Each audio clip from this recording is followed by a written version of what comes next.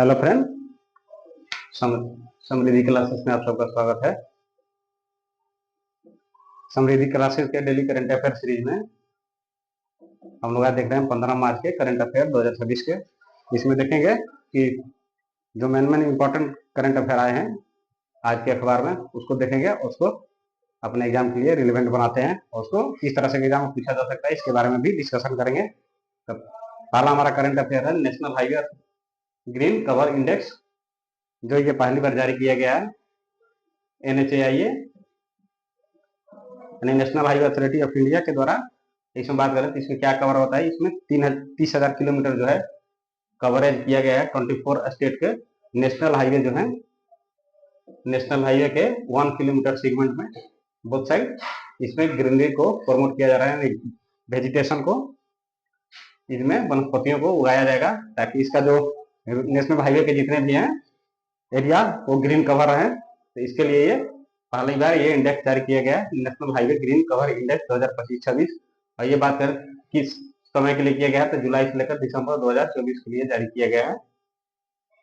इसमें बात करें तो इसमें कौन कौन सा सहयोग किया था, तो इसमें NHAIA का, इसरो एंड NRSC का, नेशनल रिमोट सेंसिंग सेंटर का इसमें योगदान रहा है। तो इस तरह से देखें तो national highway green cover index है देश में जितने भी है एक वेजिटेशन को प्रमोट करता है और ये जो है नेशनल हाईवे को सुरक्षित बनाता है इन टाइम ऑफ समर।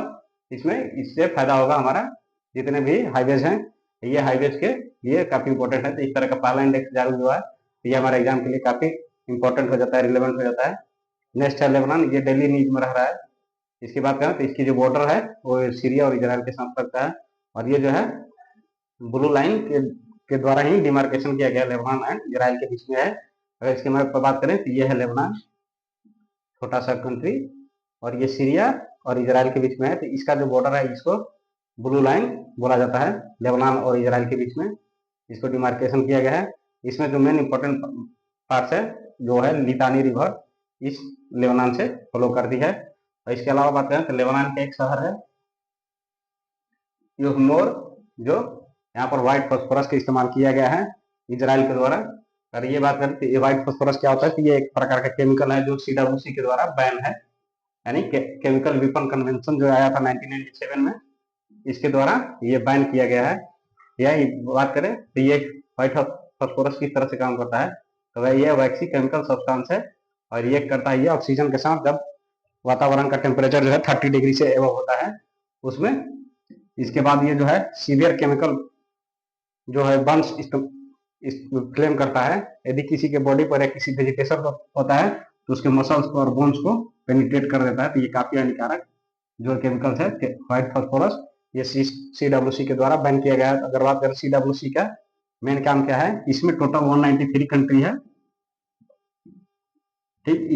ये जितने भी कंट्री हैं इन्होंने इस पर साइन किया है और ये बैन किए हैं किन किन चीजों का, केमिकल वेपन्स का और प्रोडक्शन का, डेवलपमेंट का, एक्विजिशन का, इसके रख रखाव का, ठीक, नए किसी भी उत्पादन के लेकर, और इसमें किसी भी तरीके का विकास को प्रमोट नहीं करेंगे केमिकल वेपन्स का। और ये केमिकल वेपन्स जो है ये किसी भी युद्ध में, वार में बैन किया गया है, युद्ध में इसको पूरी तरह से बैन किया गया है, ये CWC के द्वारा किया गया है।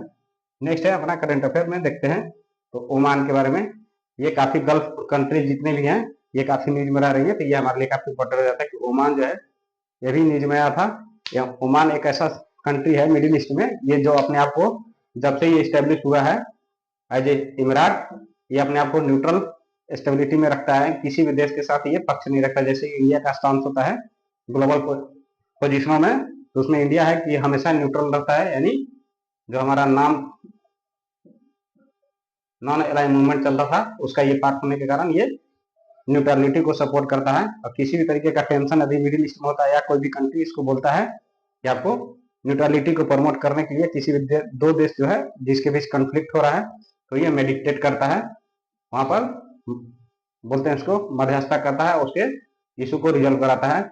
इसी के कारण इसको फ्रेंड टू ऑल बोला जाता है। इसकी बात करें बॉर्डर कंट्री कौन कौन सी है, ये सऊदी अरबिया, UAE और यमन जो है इसका बॉर्डरिंग कंट्री है। इसका अगर मैप पर देखें तो ओमान जो है ये हमारा ओमान रहा, इसके ऊपर है पर्शियन गल्फ नॉर्थ में, साउथ में रेड सी ये हम इसके नॉर्थ में जो कंट्री लगती है यमन, ये है अरेबियन सी, इसके ईस्ट वेस्ट में है सऊदी अरबिया एंड यूएई। ठीक है, इसका जो कैपिटल है मस्कट, ये इसके नॉर्दर्न पॉइंट पर है जो गल्फ ऑफ पर्सियन से लगा हुआ है। यहीं पर है हॉर्मोज स्टेट, जो वो भी काफी दिनों से न्यूज में बना हुआ है। इसके अलावा बात करें तो ये जितने भी मिडिल ईस्ट के कंट्री हैं, ये काफी एग्जाम के लिए इंपॉर्टेंट हो जाती है, बीपीएससी और यूपीएससी के लिए भी, और वनडे एग्जाम के लिए भी। हमारे वनडे एग्जाम में पूछ सकता है ओमान की राजधानी कहाँ है, तो ये बता सकते हैं। लेबनान की राजधानी कहाँ है, ये बता सकते हैं। इसके अलावा बात करें इराक की राजधानी क्या है, सऊदी अरबिया की, और ये किन किन देशों के साथ लगी हुई है, तो ये कंट्री एग्जाम में पूछा जाता है यूपीएससी के एग्जाम में, बीपीएससी के एग्जाम में।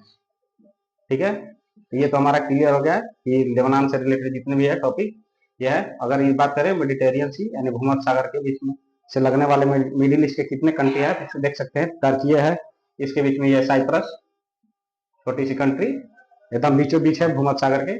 इसके अलावा बात करें तो ईस्ट कोस्ट पर सीरिया, इसके अलावा बात करें इजराइल, लेबनान एंड ये हो गया सऊदी अरबिया तो नहीं है। इसके अलावा मिस्र है, इजिप्ट साउथ में। तो ये जो कंट्री है मिडिल ईस्ट में ये लगे हुए हैं, ये यूपीएससी में बार बार क्वेश्चन पूछता है फ्री में, इस पर ज्यादा फोकस करेंगे। आपसे भी क्वेश्चन ये पूछा जा सकता है बीपीएससी एग्जाम में, और बीपीएससी के जितने भी एग्जाम है इससे पूछा जा सकता है, क्योंकि जिस तरह से क्वेश्चन ट्विस्ट किया जा रहा है बीपीएससी के द्वारा, तो ये भी पूछने के आसार बनते हैं। नेक्स्ट बात करें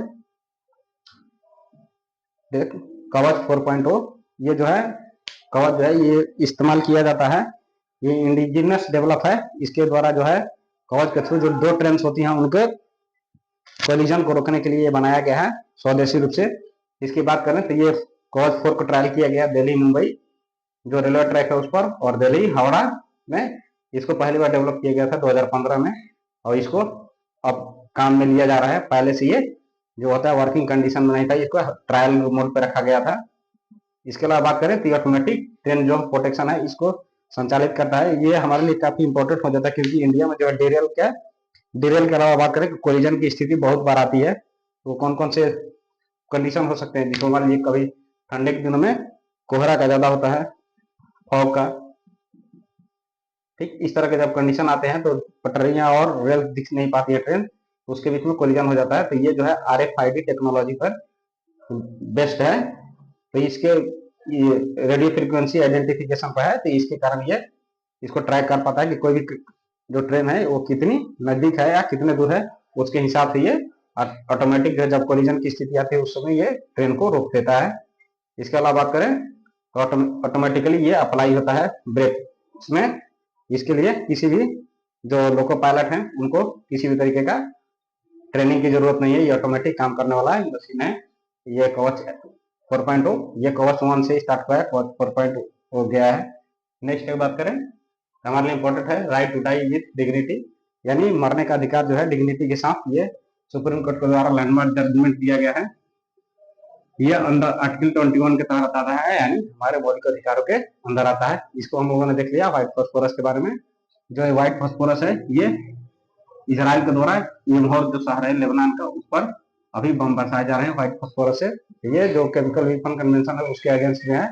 इसके अलावा बात करें सावित्री बाई फुले सॉरी ये काफी इंपॉर्टेंट पर्सनालिटी रही है आज की न्यूज में। तो सावित्री बाई फुले का बात करें तो ये वाइफ रही है ज्योतिराव फुले का, और ये बात करें तो ये वुमेन एजुकेशन को प्रमोट करती थी, जो शेड्यूल ट्राइब से और शेड्यूल कास्ट से जो आते थे लेडीज जो आती हैं उनके इंपावरमेंट पर काफी उन्होंने योगदान दिया था।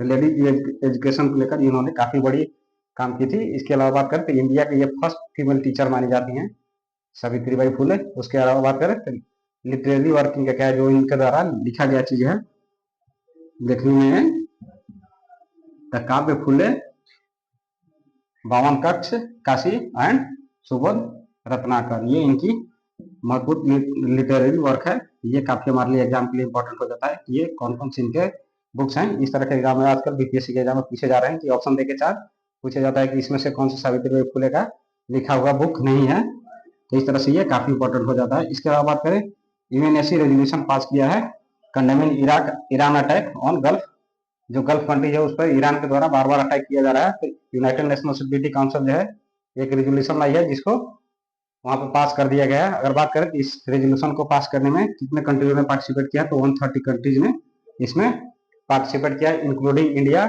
अब ये बात आता है कि इंडिया का जो रिलेशन है इजराइल एंड ईरान दोनों के साथ काफी अच्छे हैं।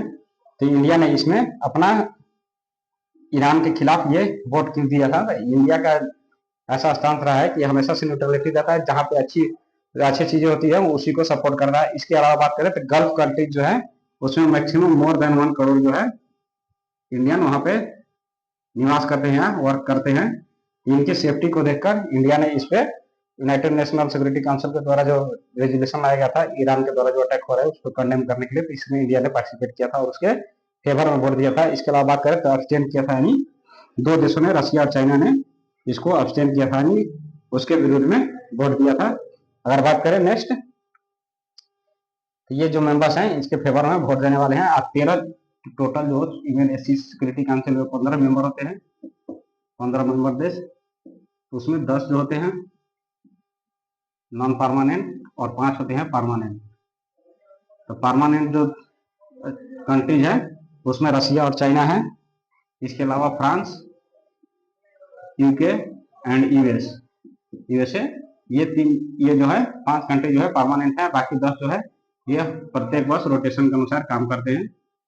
ये कंटिनेंट वाइज होता है, यानी महाद्वीप के अनुसार होता है कि हर महाद्वीप के 2 जो होते हैं रिप्रेजेंटेटिव इसमें यूनाइटेड नेशन सिक्योरिटी काउंसिल के नॉन परमानेंट मेंबर में होते हैं। इसके